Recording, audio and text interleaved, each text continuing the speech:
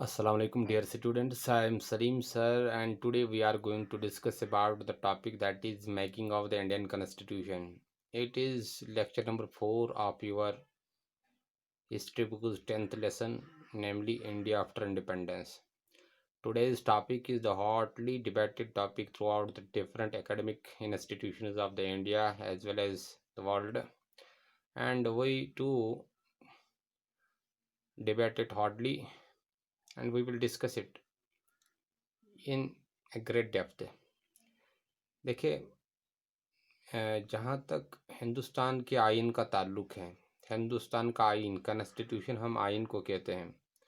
हिंदुस्तान का आइन जो है ये हिंदुस्तान की हिस्ट्री में हिंदुस्तान को एक सॉवरेन स्टेट बनने में इसका बड़ा अहम और कलीदी रोल रहा है। अगर हिंदुस्तान का अपना कॉन्स्टिट्यूशन ना होता तो हिंदुस्तान कभी भी स्टेट की पोजीशन को इख्तियार न करता बल्कि हमेशा नेशन ही रहता। और नेशन और स्टेट के बीच दरमियान में जो डिफरेंस हैं, जो फ़र्क है उसका ज़िक्र हम पहले भी कर चुके हैं और अब भी मैं करूँगा। देखिए, नेशन का जहाँ तक ताल्लुक़ है, नेशन 3 चीज़ों का बना हुआ होता है, जिसमें पॉपुलेशन है, जिसमें टेरिटरी है यानी लैंड जिस पे लोग रहेंगे, और थर्ड वन गवर्नमेंट। वो गवर्नमेंट अपनी भी हो सकती हैं या बाहर वालों की। तो सॉवरेंटी का कंसेप्ट इसमें मिसिंग है, जबकि स्टेट में ये तीनों भी होते हैं प्लस सॉवरेंटी। सॉवरेंटी एक सुप्रीम पावर होता है, यानी एक मुल्क जिसको हम सॉवरिन कहेंगे वो ऐसा मुल्क है जो अपने ज़मीन पर अपने हिसाब के एतबार से रूल बनाता है। वो किसी दूसरे कंट्री का मोहताज नहीं होता, ना किसी कंट्री के गलबे का शिकार होता है। जैसा कि हिंदुस्तान की हम बात करें, हिंदुस्तान 1947 तक अंग्रेज़ों के गलबे का शिकार था, तो हिंदुस्तान नेशन था, स्टेट नहीं। लेकिन बाद में हिंदुस्तान को जब ट्रांसफ़र ऑफ पावर्स हुए, यानी इनको कॉन्स्टिट्यूएंट असेंबली हैंड ओवर की गई, हिंदुस्तान ने अपने बलबूते पर हिंदुस्तान का आइन तहरीर किया, तो उसके बाद हिंदुस्तान आज़ाद फ़ज़ा में जीने लगा, तो हिंदुस्तान एक स्टेट की हैसियत इख्तियार कर गया। इस तरह हिंदुस्तान एक स्टेट बन गई। अब हिंदुस्तान का कॉन्स्टिट्यूशन जो है वो कैसे बना? हिंदुस्तान जब आज़ाद हुआ तो हिंदुस्तानियों ने किस तरह हिंदुस्तान का कॉन्स्टिट्यूशन तहरीर किया, इसके लिए अंग्रेज़ों से इन्हें कब ये कॉन्स्टिट्यूशन को हैंड ओवर करने, हिंदुस्तान की कॉन्स्टिट्यूएंट असेंबली हिंदुस्तान को हैंड ओवर करने के लिए अंग्रेज़ों हिंदुस्तानियों ने कब इसकी डिमांड की थी कि हमें अपने बलबूते पे कंट्री को चलाएंगे, अपना हमारा कॉन्स्टिट्यूशन होना चाहिए, हमारी कॉन्स्टिट्यूएंट असेंबली होनी चाहिए जिसमें हम खुद अपने तय करदा उसूलों के हिसाब, तय करदा ज़वाबित और रऊल के हिसाब या क़वायद क़ानून के हिसाब अपने मुल्क को चलाएंगे। तो ये बात बाद में साबित हुई 1947 में, जब हिंदुस्तान आज़ाद हुआ तो तब जाके ये चीज़ें हकीकी समझ में आई। तब तक ये फ़र्ज़ी दास्तानें थे जिनका हकीकत से दूर दूर का ताल्लुक़ नहीं था। अब हिंदुस्तान का कॉन्स्टिट्यूशन बनाने में कौन सी बॉडी सरोकार रही, किस बॉडी का हाथ रहा है, किस बॉडी का एक कलीदी रोल रहा है, तो उसका ज़िक्र भी ज़रूरी है। और वो बॉडी कब हिंदुस्तानियों ने उसके लिए डिमांड की, यानी इन्हें कब कहा कि हमें कॉन्स्टिट्यूएंट असेंबली होनी चाहिए। कॉन्स्टिट्यूएंट असेंबली समझ लीजिए आप, कॉन्स्टिट्यूएंट असेंबली एक ऐसी सॉवरेन बॉडी है जिसकी ज़रिए कॉन्स्टिट्यूशन बनाया गया है हिंदुस्तान का। अब इससे पहले ये कॉन्स्टिट्यूशन को हम पढ़े कि हिंदुस्तान का कॉन्स्टिट्यूशन कैसे बना है, तो कॉन्स्टिट्यूएंट असेंबली को पढ़ना ज़रूरी है और उसके साथ साथ हम कॉन्स्टिट्यूशन की तारीफ भी लिखेंगे। पहले हम कहेंगे कॉन्स्टिट्यूएंट असेंबली क्या होती है। इधर में लिखो, आप समझ लीजिए, constituent constituent assembly. Constituent assembly किसे कहते हैं? क्योंकि कॉन्स्टिट्यूएंट असेंबली ऐसी सॉवरेन बॉडी है जिसको लोगों द्वारा इलेक्ट किया गया, लोगों ने इसको इलेक्ट किया और फिर इसने हिंदुस्तान के लिए लॉज कंसिडर किए और कॉन्स्टिट्यूशन को अडॉप्ट किया। यही वो ऐसी बॉडी है जिसका हम जिक्र करेंगे। देखिए, कॉन्स्टिट्यूएंट असेंबली जो है, it was body of it was body it was body elected by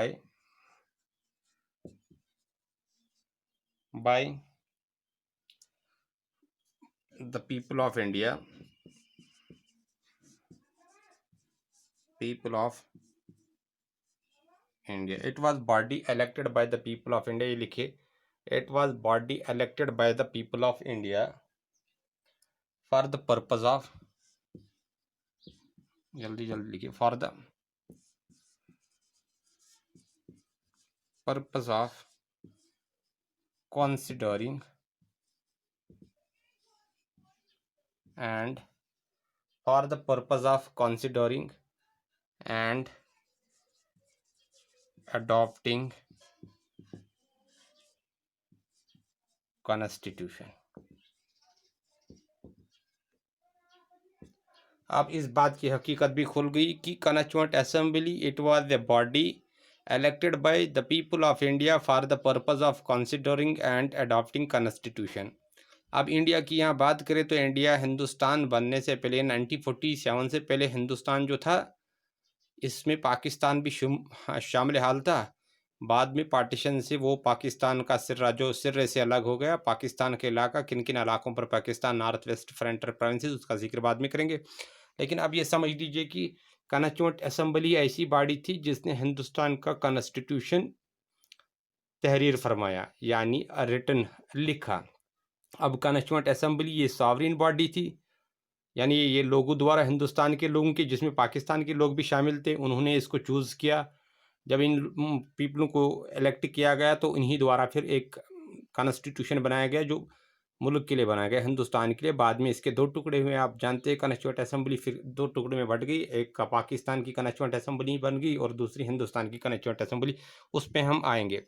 लेकिन अब क्वेश्चन ये है कि हिंदुस्तान ने ये दुदकार कब लगाई, उन्होंने कब ये हिंदुस्तान अंग्रेज़ों से कहा कि हमें एक सेपरेट कॉन्स्टिट्यूएंट असेंबली चाहिए और हम अपने बलबूते पर हिंदुस्तान का आइन तहरीर करेंगे। दरअसल हिंदुस्तान के दिल को जब हर्ट किया गया वो 1919 का वाक़या था जब रौलट एक्ट की रोह से हिंदुस्तान में कुछ चीज़ें लाई गई जिनमें ये था कि एक तो सेपरेट इलेक्शंस था, दूसरी बात ये थी कि immense powers to the police.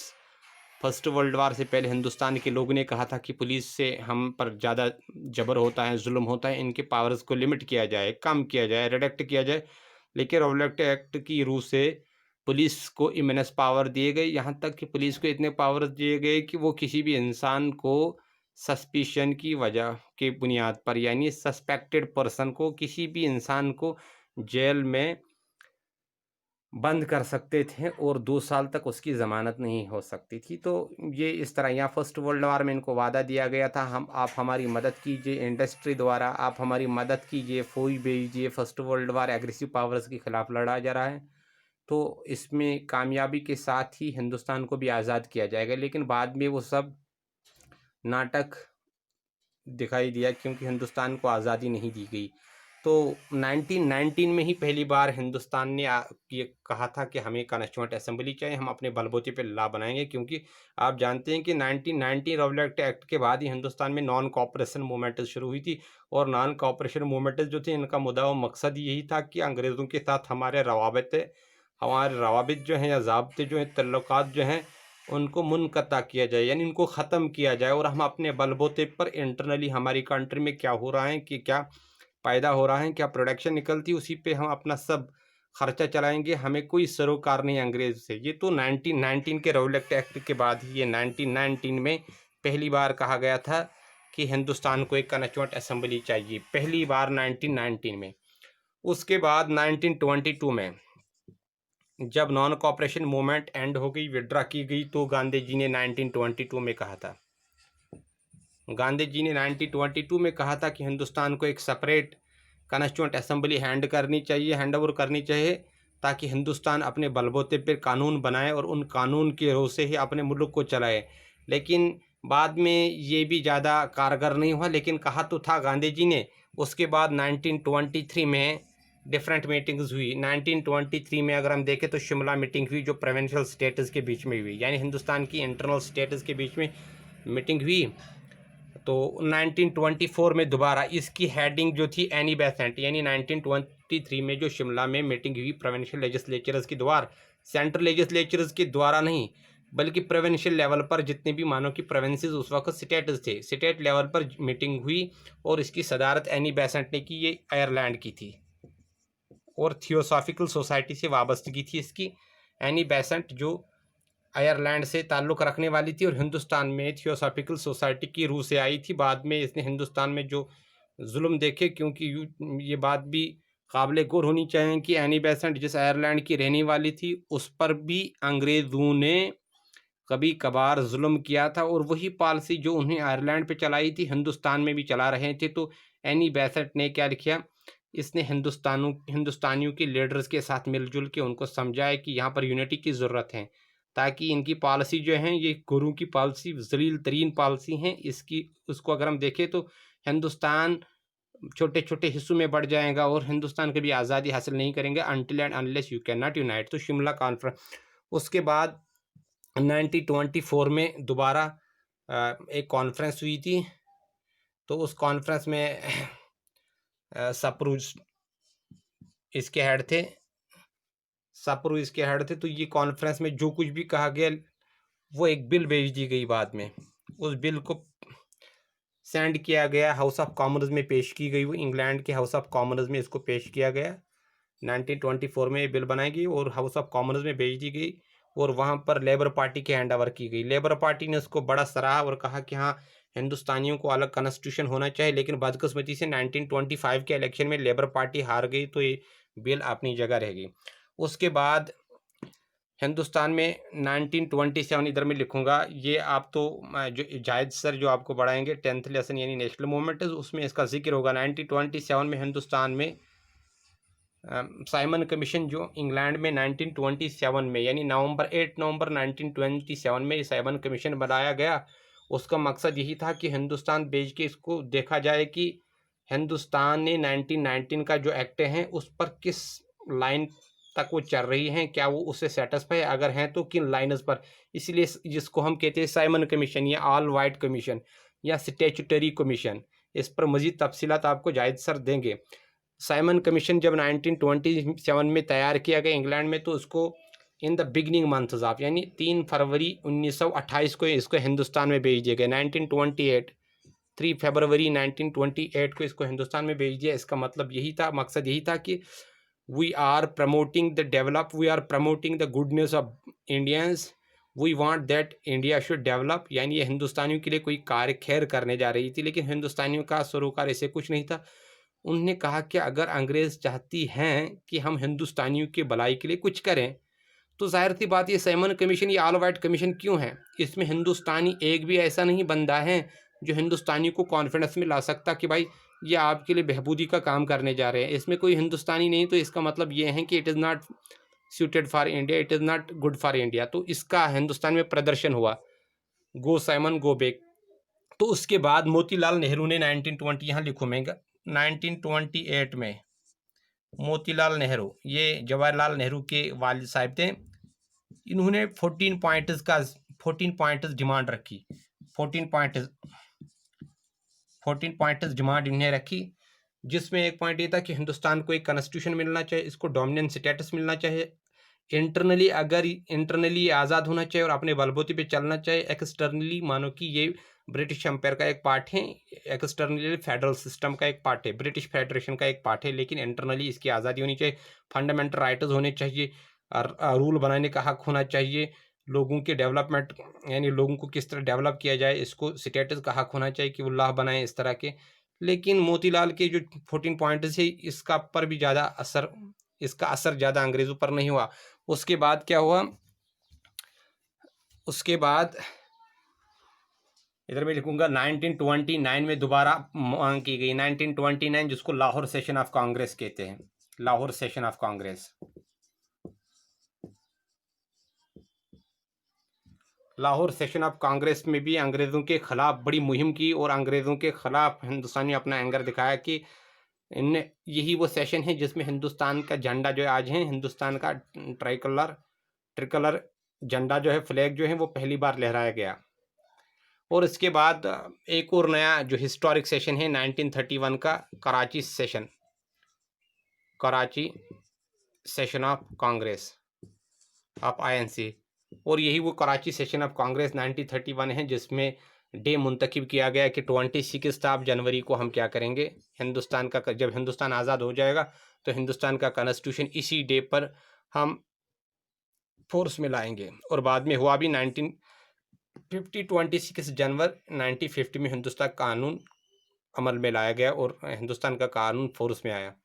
तो इसके बाद जो डिमांड की गई कि हमें कॉन्स्टिट्यूंट असेंबली चाहिए, वो 1935 में 34 में पहले एम आर रॉय देखिए, एम आर रॉय कौन थे? M R Roy CPI communist party of India जो थी उसी के 7 फाउंडिंग मेंबर्स में एक मेंबर थे एम आर रॉय। इसने 1934 में कहा था कि हिंदुस्तानियों को कॉन्स्टिट्यूंट असेंबली हैंड ओवर करो, लेकिन उसके बाद 1935 में INC ने अपने फाइनल सेशन में 1935 में INC इंडियन नेशनल कांग्रेस ने भी डिमांड की कि कॉन्स्टिट्यूंट असेंबली हमें होनी चाहिए, हमें दीजिए कॉन्स्टिट्यूंट असेंबली। लेकिन अंग्रेज़ों पर जैसे कि उस पर कोई असर नहीं पड़ रहा था।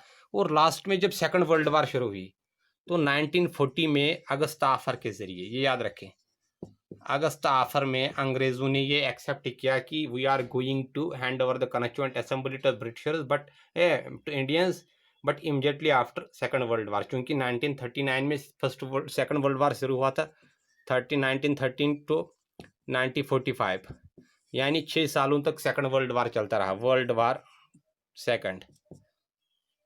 सेकंड जो था वो 1939 से 1945 तक चलता रहा। और 1940 में अगस्त आफर की वजह से हिंदुस्तानियों को ये कहा गया था कि आपकी जो डिमांड है कॉन्स्टिट्यूशन के लिए, कॉन्स्टिट्यूंट असेंबली के लिए जो आप डिमांड कर रहे हैं वो हम फुलफिल करेंगे। लेकिन बाद में उसके बाद एक और क्रिप्स मिशन आया, क्रिप्स मिशन 1942। इस क्रिप्स मिशन को मुस्लिम लीग ने रिजेक्ट किया, इसको रिजेक्ट किया गया। उसके बाद जो कॉन्स्टिट्यूंट असेंबली का जो फाइनल सेशन आया जिसकी रूह से कॉन्स्टिट्यूंट असेंबली बनाएगी वो कैबिनेट मिशन था। मैंने सब मिशन याद, बाद में मुझे मत कहना कि हमें ये पता नहीं है। कैबिनेट मिशन ये याद रखे, कैबिनेट मिशन 3 मार्च 1946 को हिंदुस्तान में आया। और इस कैबिनेट मिशन का मकसद क्या था? Cabinet mission came to India to transfer the powers to India, यानी कैबिनेट मिशन की रूह से हिंदुस्तान को कॉन्स्टिट्यूंट असेंबली दी गई। कॉन्स्टिट्यूंट असेंबली दी गई, यानी कैबिनेट मिशन जो हिंदुस्तान में आया 1946 में, कॉन्स्टिट्यूंट असेंबली इसी की रूह से हिंदुस्तानियों को दी गई। यानी हिंदुस्तान को एक आज़ाद असेंबली दी गई जिसकी रूह से वो अपने बलबूते पर कॉन्स्टिट्यूशन एक कानून बना के हिंदुस्तान को एडमिनिस्ट्रेट कर सकते थे। लेकिन अब कैबिनेट मिशन पर भी बहुत बड़ी लड़ाई हुई, कभी मुस्लिम लीग से खफा थी, कभी INC से खफा थी, कभी लास्ट में कैबिनेट मिशन ने नहीं चाहता बिगनिंग में कि पाकिस्तान, क्रिएशन ऑफ पाकिस्तान। लेकिन जब फिर डायरेक्ट एक्शन डे हुआ तो उसके बाद कैबिनेट मिशन ने अपने प्लान को रिफॉर्म किया, इसमें परिवर्तन लाई, इसको मॉडिफाई किया और कहा गया कि नहीं अब ये पाकिस्तान की क्रिएशन ज़रूरी है। तो कैबिनेट मिशन की रूह से ही बनाया गया कॉन्स्टिट्यूंट असेंबली, ये इनको दी गई 1946 अगस्त 1946 में कॉन्स्टिट्यूंट असेंबली हैंड ओवर की गई हिंदुस्तानियों को। और इसके मेंबरान कितने थे? इसके लिए इलेक्शंस हुए, अगस्त में इसके इलेक्शंस हुए 389 सीट्स पर, ये याद रहे थी 389 सीट्स पर इलेक्शंस हुए। यानी कॉन्स्टिट्यूंट असेंबली 399 मेंबर्स की पर मुश्तमिल थी। और इसमें 292 जो थे वो ब्रिटिश इंडिया के थे। ब्रिटिश इंडिया यानी जितने भी इलाके ब्रिटिश गवर्नमेंट के अंडर थे, ब्रिटिशर्स के हिंदुस्तान के जितने भी इलाके ब्रिटिश इंडिया के अंडर थे उसमें 11 गवर्नर प्रोविंसेस आते थे, गवर्नर्स प्रोविंसेस।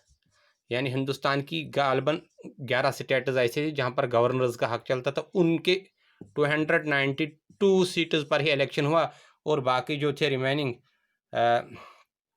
389 माइनस 292 7, यहाँ से 9 और बाकी जो स्टेट्स देखें यानी 97 जो सीट्स थी 97, यानी 389 में जितने थे 292 ब्रिटिश इंडिया से लिए गए थे। यानी जो जितने भी इलाके ब्रिटिशर्स के अंडर थे वो 11 गवर्नर्स के द्वारा गवर्न किए जाते थे। 11 प्रोविंसेस थे जिनको 11 गवर्नर रूल करते थे। उन इलाकों से, उन प्रोविंसेस से 292 नंबर्स लिए गए और बाकी जो रह गए 97 ये प्रिंसली स्टेटस से लिए गए। याद रखें, ये प्रिंसली स्टेटस से लिए गए और they were directly chosen by their princes, यानी इन प्रिंसली स्टेटस को रूलर्स ने डायरेक्टली अपॉइंट किया, जाओ आप। और बाकी जो इलेक्शन असल में ये 292 सीट्स पर हुआ। 292 सीट्स में 208 सीट्स आईएनसी ने जीती और जबकि 73 सीट्स मुस्लिम लीग ने जीती। मुस्लिम लीग को असल में 78 सीट्स जीतनी थी, लेकिन मुस्लिम लीग ने 73 सीटें ही जीती, जिसकी वजह से जो कॉन्स्टिट्यूएंट असेंबली पहले बनी उसके तमाम मेंबरान आईएनसी के मेंबर थे। ऑल मेंबर्स जो थे, all members of constituent assembly were the members of the INC. तो इस पर लॉर्ड वेवल को लगा नहीं यहाँ पर कोई दंगा फसाद होगा, तो उसने एक नया इसके इनकॉर्पोरेट किया। उसने कहा मुस्लिम लीग के मेंबर्स को भी इसमें जगह मिलनी चाहिए। बाद में मुस्लिम लीग को भी इसका मेंबर बना दिया गया और मुस्लिम लीग के मेंबरान भी इसके कॉन्स्टिट्यूएंट असेंबली के मेंबरान में शामिल हुए। तो इस तरह मुस्लिम लीग ने वहाँ से ग्राउंड हासिल किया कि नहीं, हमें कुछ करना है। मुस्लिम लीग ने कुछ आईएनसी में कुछ मुसलमान मेंबर्स थे, उन्होंने मुस्लिम लीग ने अपना ये क्या कहते हैं अपनी चाल चली या किस तरह क्या किया, उनको रिज़ाइन कराया और मुस्लिम लीग में उनकी शमूलियत हुई। इस तरह मुस्लिम लीग आहिस्ता आहिस्ता एक कमांड जीतती रही और रिज़ल्ट लास्ट में यूँ निकला कि कॉन्स्टिट्यूएंट असेंबली जो थी इसके जो मेंबरान थे उनको मुनक़सिम किया गया और कॉन्स्टिट्यूएंट असेंबली में 389 के बदले 280 ही हिंदुस्तान की आईएनसी इंडियन साइड में रह गए। जब इसकी बाइफ्रिकेशन हुई, यानी जब कॉन्स्टिट्यूएंट असेंबली दो हिस्सों में बटी, तो 389 में हिंदुस्तान के इलाके में 280 आए, जबकि बाकी 90 कितने थे, वो 279 माफ़ कीजिएगा, 279 हिंदुस्तानी को आया जबकि 90 पाकिस्तानी को। तो इस तरह पाकिस्तान की कॉन्स्टिट्यूएंट असेंबली 19 मेंबर्स पर मुश्तमिल थी। बाद में इसको 10 और लगा दी, 100 पर बन गई, वो उनका अपनी प्रॉब्लम है। और हिंदुस्तान 279 इनकी कॉन्स्टिट्यूएंट असेंबली में इतने मेंबरान थे। इस तरह उन्हीं मेंबरान वो इलेक्टेड थे, उन्हीं कॉन्स्टिट्यूएंट असेंबली के इलेक्टेड मेंबरान ने क्या किया, उनने हिंदुस्तान के कॉन्स्टिट्यूशन को बनाया। तो इस तरह हिंदुस्तान का कॉन्स्टिट्यूशन जो बनाया गया उस पर काम 1947 से आज़ादी के बाद ही लगा, यानी 15 अगस्त के बाद ही लगा। तो हिंदुस्तान का कॉन्स्टिट्यूशन बनने में 2 साल 2 years 11 months एंड 18 days लगे। ये याद रखें, हिंदुस्तान के कॉन्स्टिट्यूशन में 2 साल 11 मंथ्स और 11 महीने और 18 दिन लगे, जिसमें 6 मिनट और 5 के करीब सेकंड्स भी हैं। और हिंदुस्तान का जो कॉन्स्टिट्यूशन है इसमें 1 लाख से ज़ायद अल्फाज शामिल हैं। और कॉन्स्टिट्यूशन हिंदुस्तान का बनाया गया वो कॉन्स्टिट्यूएंट असेंबली के मेंबरान ने बनाया।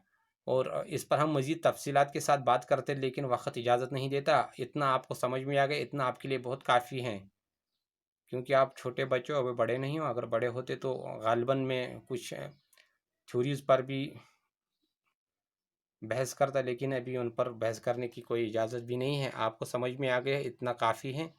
अब हम पढ़ेंगे कल इंशाल्लाह फीचर्स ऑफ इंडियन कॉन्स्टिट्यूशन, उसके बाद प्लानिंग कमीशन। इसी तरह 2-3 दिन में कल्ला कमा होगा इस लेसन का इंशाल्लाह। अस्सलाम वालेकुम।